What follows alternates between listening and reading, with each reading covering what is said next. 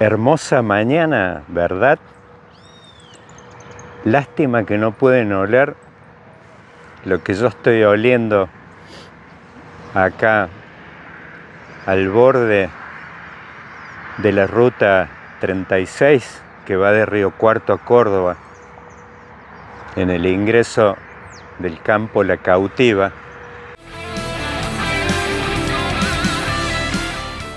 Estoy viendo una gran plantación de maíz y pasé recién con la moto por varios campos de soja. Están todos verdes, extraordinarios. Acá no se ha sentido la sequía, al contrario, ha llovido mucho. Y cuando llueve ya se sabe, con una cosecha nos salvamos todos. Bueno, no tanto. Era una exageración aquello que le dijo Julio de Gracia a Federico Lupi en la famosa Plata Dulce. ¿Sabes cómo la viene esta lluvia al campo? ¿Vos tenés campo? No, pero está el país. La cosecha, viejo. Con una buena cosecha nos salvamos todos. ¿Cómo llueve? Con una cosecha no nos salvamos todos hace tiempo, pero quizás con una cosecha pueda ser más fácil dolarizar, ¿no? No sé si la cosecha va a ser tan espectacular, porque si veo los campos que están acá cerca de Río Cuarto, sin duda va a ser excelente, pero estos calores que hicieron tan violentos estas 2 semanas han traído mucho estrés. Hemos visto fotos en las redes de plantaciones de maíz, más de maíz que de soja, que han sufrido los efectos de estos calores impresionantes que no cedían de noche.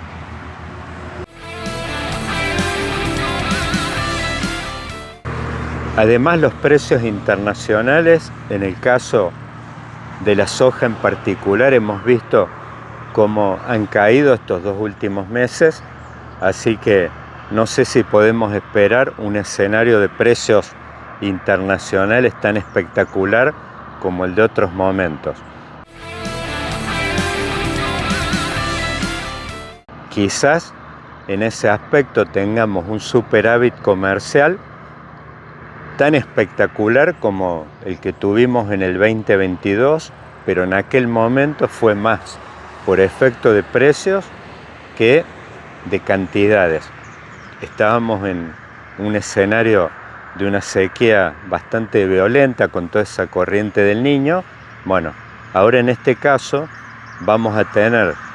seguramente una proyección de una cosecha mucho más grande, pero con precios internacionales por ahí distantes de aquellos de 2022.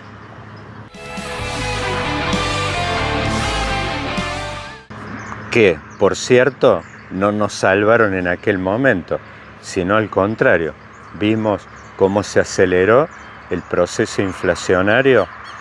especialmente después de aquella sucesión a mediados de 2022 en el Ministerio de Economía de Guzmán a Massa. Vimos cómo la inflación empezó en cierta medida a espiralizarse y bueno, el año pasado el gobierno frustrado de los Fernández del Frente de Nadie terminó entregando con una inflación anual proyectada de más de 200 puntos.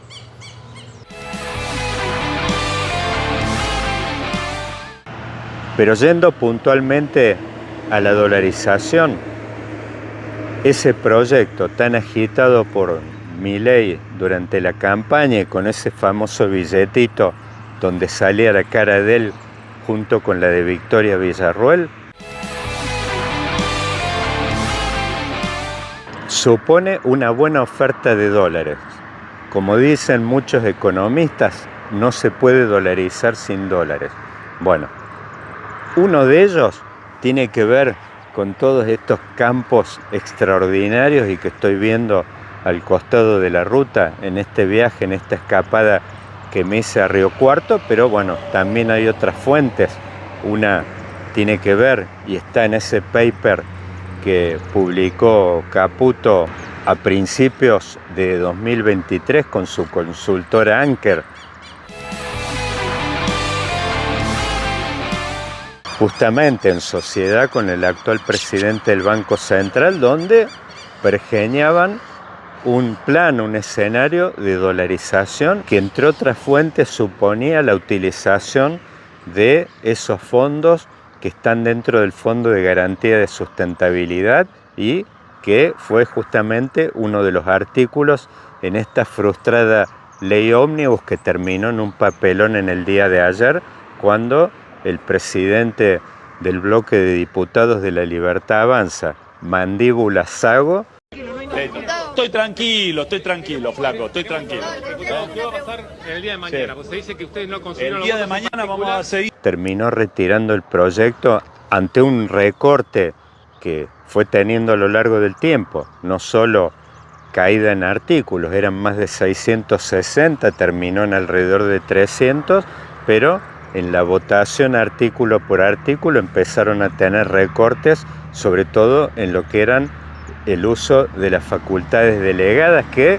como después explicitó el propio Milei, era el único tema que les interesaba de esa ley ómnibus, por ahí tener vía libre para meter mano en un montón de materias, previsional, fiscal, de seguridad y bueno, un montón de otros temas. Volviendo a la oferta de dólares, por supuesto, ahí en ese paper estaban explicitadas el fondo de garantía, por supuesto, de por sí descontado, que es este proceso que está llevando a cabo, liderando el actual ministro de Economía, Luis Toto Caputo, que es de recomposición de reserva. Estamos viendo cómo el Banco Central está comprando alrededor de 100, 200 millones diarios, totalizando más de 6.000 millones. Bueno, los recursos esos, ¿de dónde provienen? Bueno, en cierta medida provienen de un comercio exterior que hoy está bastante pisado en el momento que fue sustituido el viejo régimen de las IRAs por este nuevo sistema de comercio exterior. Vimos cómo las importaciones prácticamente cayeron a cero, pero bueno, supone otras fuentes que por ahí no están explicitadas y que originarían reacciones de todo tipo, que son los propios ahorros de la clase media, que en este programa de inducción brutal de una recesión está previsto que a lo largo de estos próximos meses, ante la circunstancia, esta clase media de encontrarse con aumentos de las prepagas, de los colegios privados, bueno, terminen echando mano al canuto ese que muchos argentinos tienen abajo del colchón. Bueno, esos dólares por ahí de una clase media que hasta el año pasado tenía un buen margen de ahorro, y bueno, inclusive en este escenario donde se derogó el año pasado el impuesto a las ganancias para los sectores de más altos ingresos, bueno, ello de alguna forma debe haber implicado quizás para una clase media, que es la crema de la crema del mercado laboral, la aristocracia por ahí que es la que defienden los gremios, trabajadores que ganan más de 2, 3, 4 millones, que por ahí tienen antigüedad y trabajan en el marco de buenos convenios como camioneros, aceiteros, bancarios. Bueno, esa clase media es muy posible que haya recuperado también capacidad de ahorro, mayor capacidad de ahorro el año pasado, y bueno, que de alguna manera en este proceso de contracción de la actividad económica que lo hemos visto, que en realidad no es que empezó ahora, ya venía ocurriendo en los últimos meses de la gestión del Frente de Todos, con el ministro Sergio Massa en campaña y con su plan Platita. Vimos cómo distintos sectores, ya la construcción se venía enfriando, sectores de servicios, pero por supuesto no era esto donde vimos los indicadores de enero, prácticamente la economía se ha planchado. Bueno, eso supone ese proceso de recesión inducida por el gobierno a través de diferentes instrumentos. el propio anuncio de un cambio de régimen económico ya supone e implica comportamientos dentro de los actores económicos que son afectados. La incertidumbre hace que por ahí, en una de esas, un segmento con capacidad contributiva de ahorro y de gasto pase a tener una conducta más bien preventiva al no saber, al no poder proyectar. Hay incertidumbre respecto, por ejemplo, a cuál va a ser el valor del dólar. El gobierno encara una recesión devaluando el valor de la moneda o apreciando, como para que no quede mal el concepto, apreciando el valor del dólar en más de 100%. Bueno, ese proceso, supone, con un nuevo sistema que es un crawling peg o una corrección mensual que el gobierno fijó, es una especie de tablita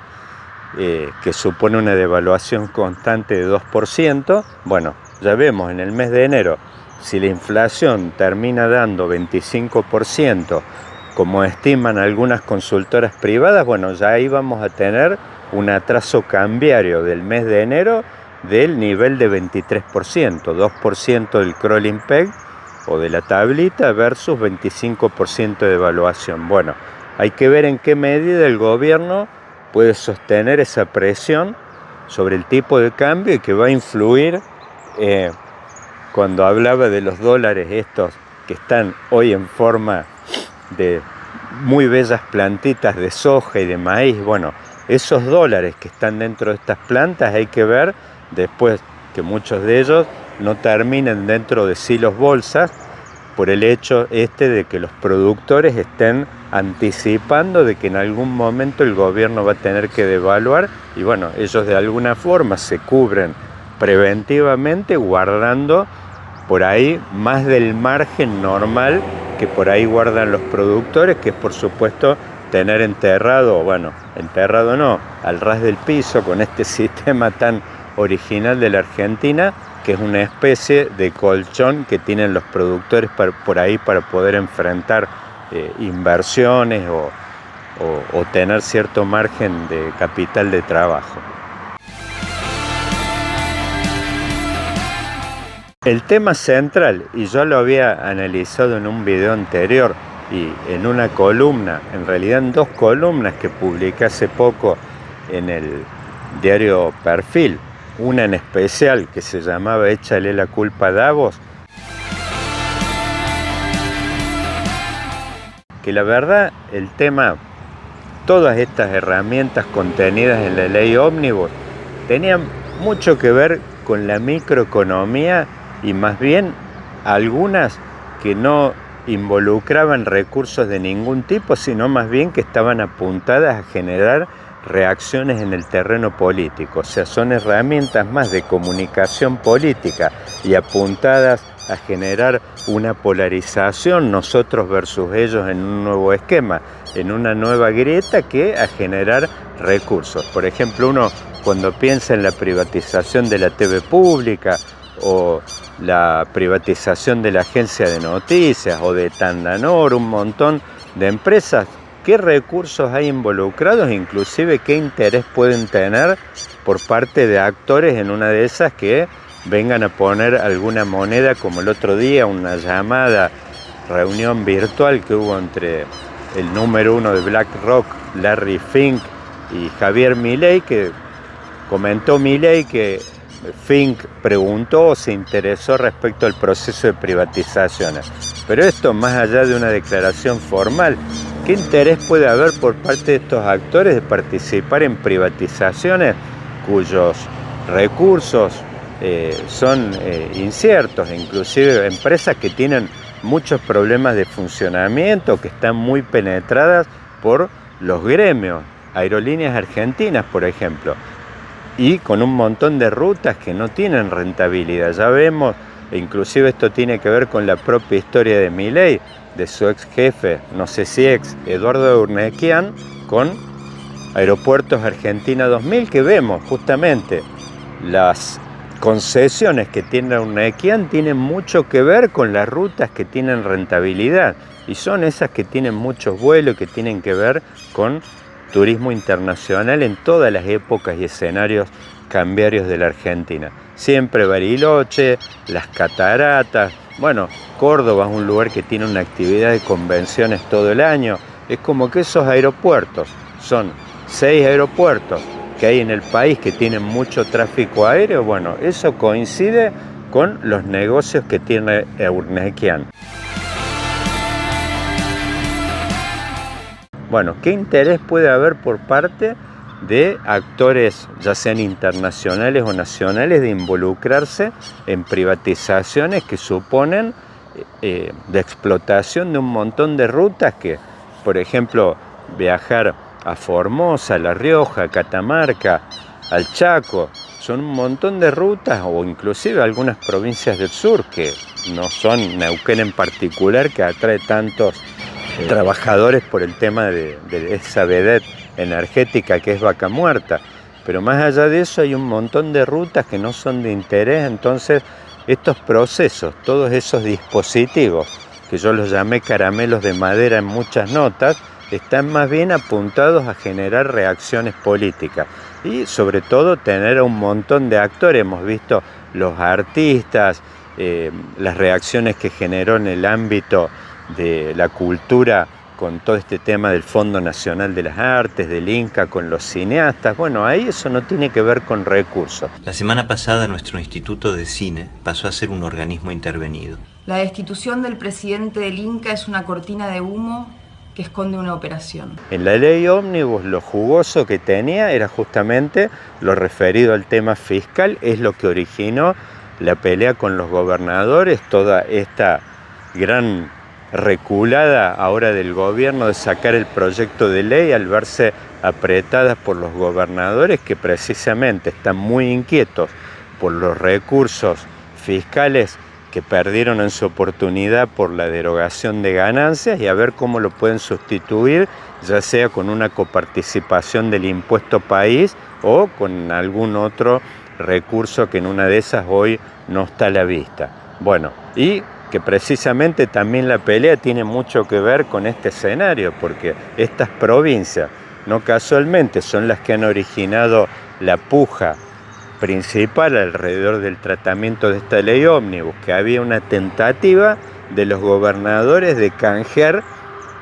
macro por micro. En realidad es apoyo a todo este proceso de transformación micro, que es privatizar algunas empresas, desregular, sacar un poco aquello que el propio creador de todo este proyecto, Federico Sturzenegger, decía que es como romper los nervios de la Argentina corporativa en una conferencia el otro día en Miami que fue levantada por Infobae. Bueno, de alguna forma, estos gobernadores son precisamente los que provienen de estas provincias que originan estos recursos. Tienen que ver acá en Río Cuarto todo el tema de biocombustibles, bueno, todo lo que es producción de soja, que se estaba hablando de levantar 2 puntos las retenciones que estaban vigentes actualmente, las retenciones sobre otras economías regionales. Bueno, esa es una pelea, en realidad es la pelea dura y que no tiene que ver con el cotillón del Fondo Nacional de las Artes, el Inca y todo eso, que son más bien peleas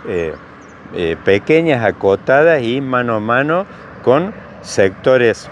de la cultura y del arte que en los últimos años los hemos visto muy ligados al kirchnerismo en particular. Es como que es parte de ese segmento de apoyo que bueno, por eso en realidad el propio Sturzenegger decía en esa nota de que esta ley ómnibus tenía objetivos de carácter político. Bueno, claramente ahí se ve que trascienden el hecho de los recursos y por ahí en una de esas de esta pelea dura que se disparó actualmente con los gobernadores de estas provincias como Córdoba, Santa Fe y Entre Ríos, y eso sí no tiene que ver con cotillón.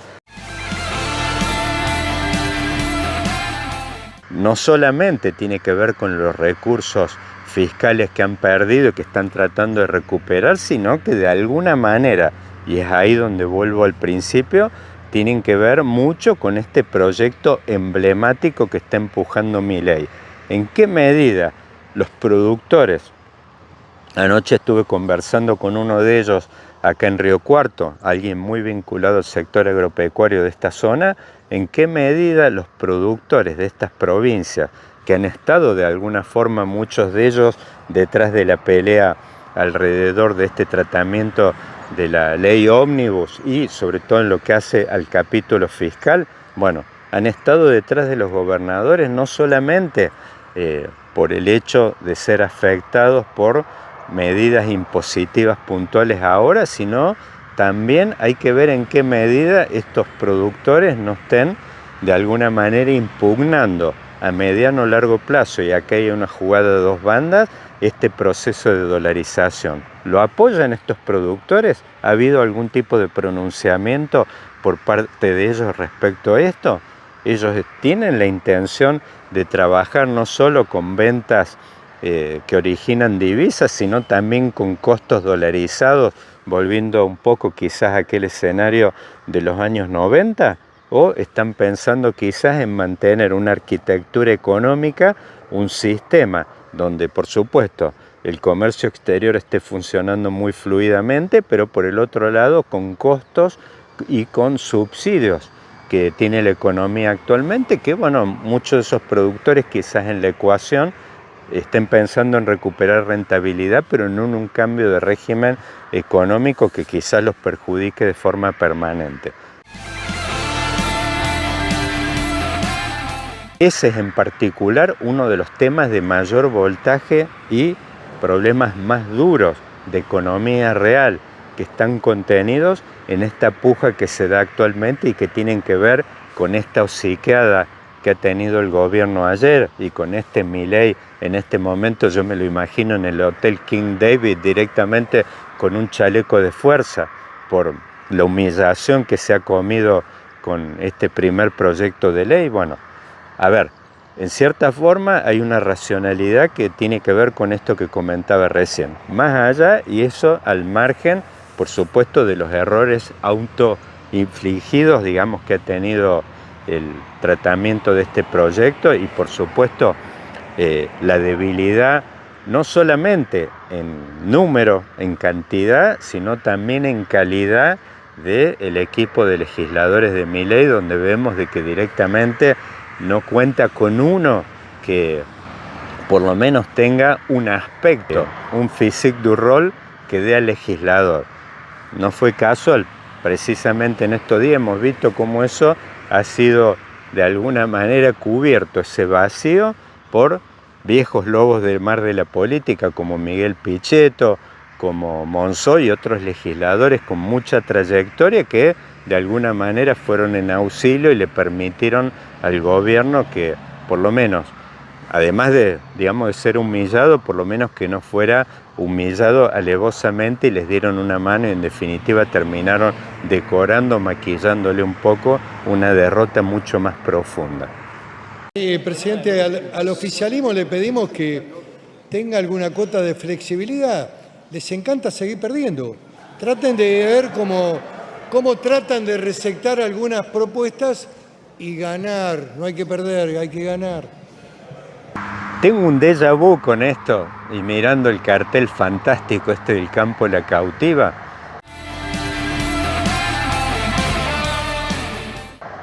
Es como que, así como el triunfo de Milei implicó la clausura de un sistema político, de un ciclo político que se abre con el Big Bang de la convertibilidad, en esos 2 años que van del 2001 al 2003 con la intervención y ese proceso de gestión de crisis liderado por Duhalde, bueno, Milei clausuró esa etapa con esas 2 fuerzas políticas predominantes, el kirchnerismo y Cambiemos Primero, después Juntos por el Cambio, y sobre todo simbolizados y por ahí representados por 2 liderazgos emblemáticos. Néstor primero, después Cristina Kirchner y por el otro lado Mauricio Macri. Bueno, ese esquema que fue clausurado, esa grieta, yo diría 2.0, que está dejando lugar a una nueva grieta, es como que está abriendo un nuevo proceso, una reconfiguración bastante dificultosa del tablero político, donde vemos, se está configurando un polo más que de centro, bien tirado a la derecha, con sus canales de comunicación como La Nación Más, que el año pasado era tibio al lado de lo que se está viendo este año. Bueno, las fuerzas políticas, La Libertad Avanza, el PRO, funcionando en lo que es el ámbito legislativo, con un bloque de unos 80 diputados abroquelados, que es La Libertad Avanza más PRO. Bueno, eso está fusionado hoy. Es como que el PRO ya fue aspirado y de alguna manera va a correr la suerte, sea que a Milei le vaya bien, va a desaparecer el PRO o va a ser en realidad integrado, y si le va mal va a ser aspirado y en definitiva arrastrado junto con La Libertad Avanza. Después vemos un bloque que está wait and see, que quizás quien lo represente con mayor fidelidad es el radicalismo, con ese juego de policía malo y policía bueno que ha estado representado en estos días por estos dos polos de Rodrigo de Loredo y Facundo Manes, pero también es un juego que se da hacia el lado del peronismo, que ese segmento no kirchnerista, que tiene que ver con estos dos mundos o bloques que se armaron, Hacemos Coalición Federal e Innovación Federal. Bueno, esos son de alguna forma los segmentos estos que estaban agrupados por ahí en una de esas exageradamente dentro de un centrado al estilo de Brasil, bueno, que están de alguna manera haciendo como en una de esas inclinando la balanza para uno u otro lado de acuerdo al tema. Y después un bloque nítido, esa grieta que es La Libertad Avanza versus PRO como un sector de derecha duro, polarizando con un bloque de izquierda donde también, así como están totalmente fusionados y con fronteras ya porosas y desdibujadas, La Libertad Avanza con el PRO, bueno, del otro lado el kirchnerismo junto con el FID o trotskismo, con también sus figuras, sus representaciones. Bueno, hoy Cristina no aparece, pero con sus referentes hoy más bien legislativos, y por el lado del FID, bueno, los tradicionales de siempre, Bregman y Del Caño.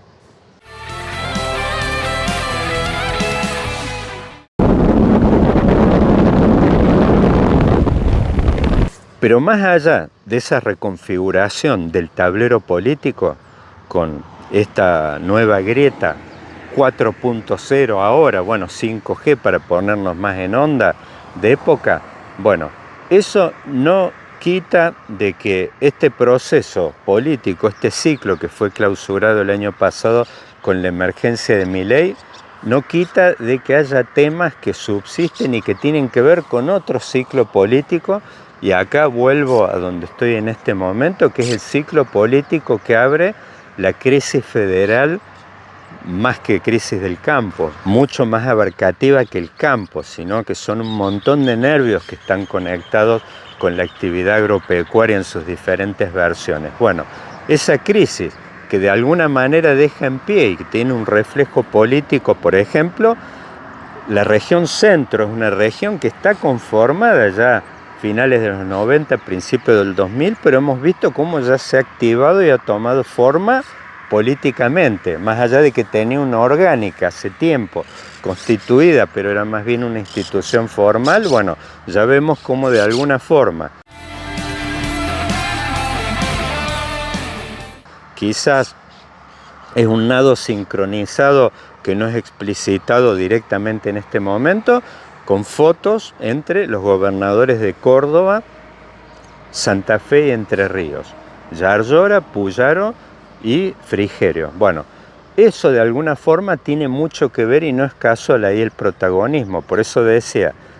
hay un ciclo político que se cierra el año pasado, pero hay otro que está abierto y que tiene que ver con la crisis del campo de 2008, que es un tema que no está de ninguna manera cerrado, sino apenas empezó en aquel momento a vislumbrarse, que son las dificultades de un sistema económico, de un modelo productivo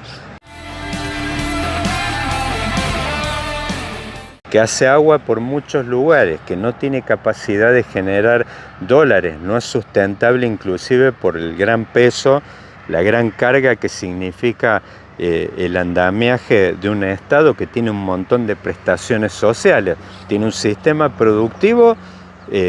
muy debilitado, inclusive anticuado, sobre todo en la formulación de todo lo que tiene que ver con las industrias de sustitución de importaciones vinculadas al conurbano bonaerense y todo eso. Bueno, ese sistema que tiene debilidad convive con este que tiene que ver mucho con la modernidad, la investigación, todas estas peleas que hay alrededor de las semillas, con los avances en el campo tecnológico, la biotecnología, bueno, todo eso, esa pelea de fondo que hay justamente,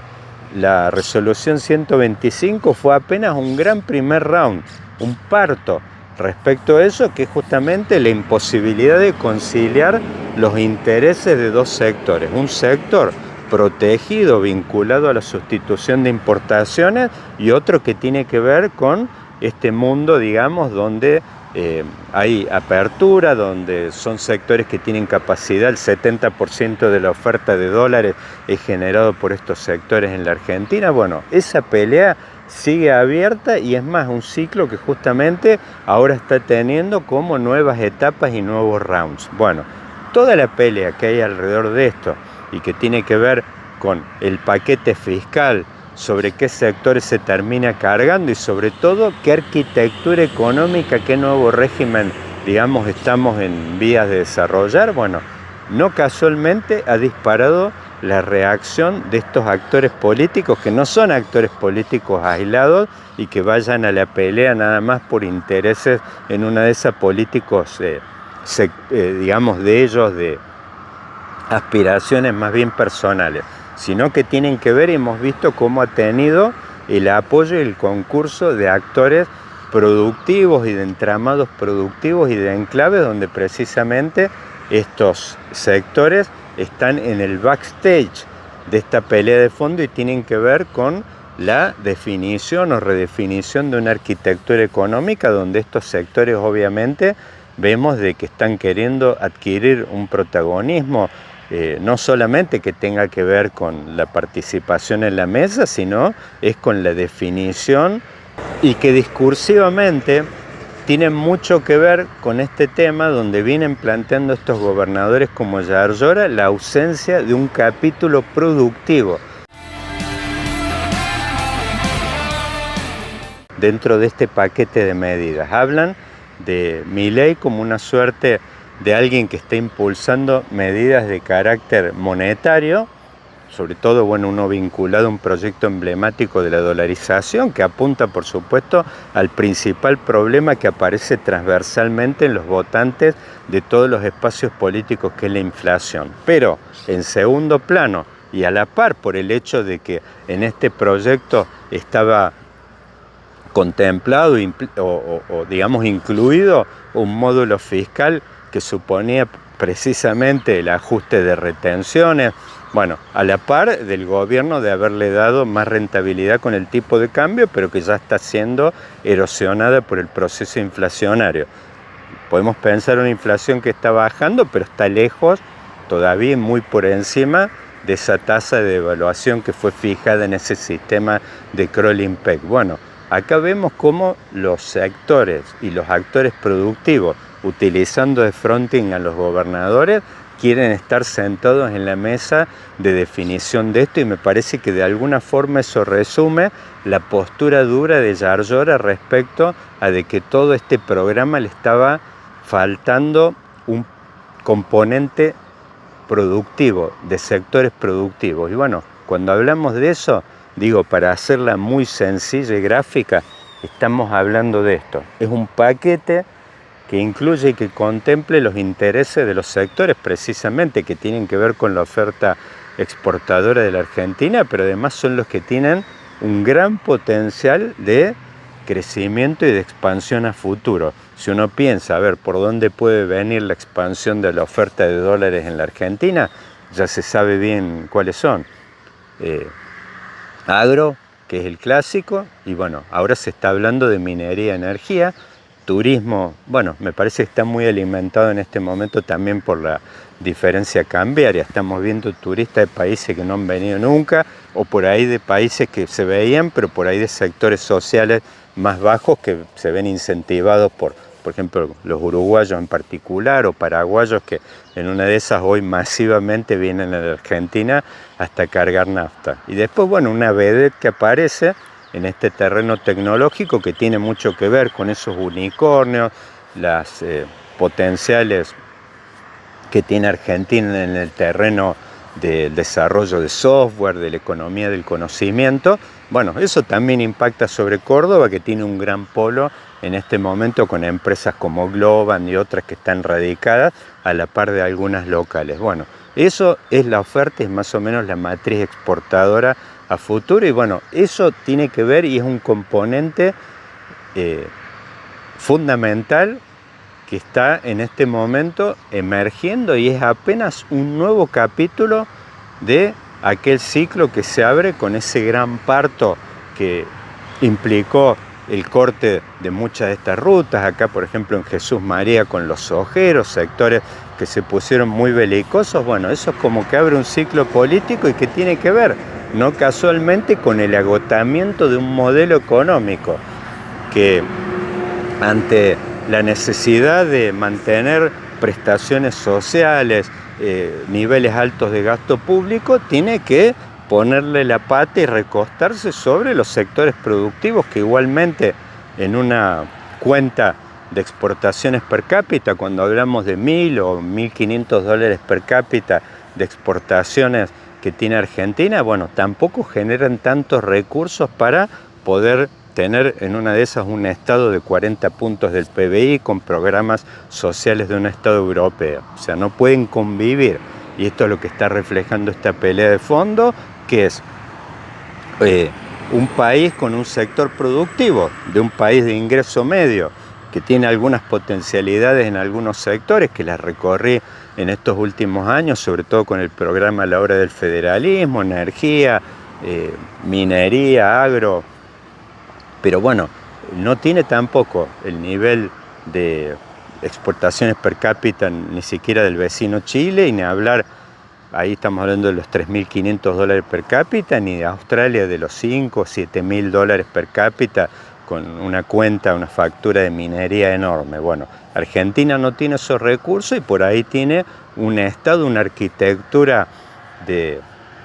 solidaridad o de servicios públicos que tiene mucho que ver con su historia, que en una de esas hecha o diseñada a imagen y semejanza de un Estado europeo, y es a donde Milei quiere como hacer un giro de 180 grados y desmantelar todo eso, y eso es precisamente lo que estaba contenido dentro de la ley ómnibus, e hizo agua, y está, digamos, es como que volvimos a foja cero. Son los temas y las discusiones donde no hay ningún tipo de novedad. Son los problemas, los viejos problemas que tiene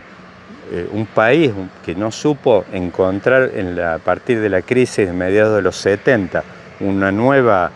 ecuación, un nuevo modelo económico que sustituyera ese viejo modelo de estado de bienestar protegido que, bueno, funcionó, dio resultados hasta un cierto momento después de la posguerra, hasta principios de los años 70, se agotó, y Argentina después no supo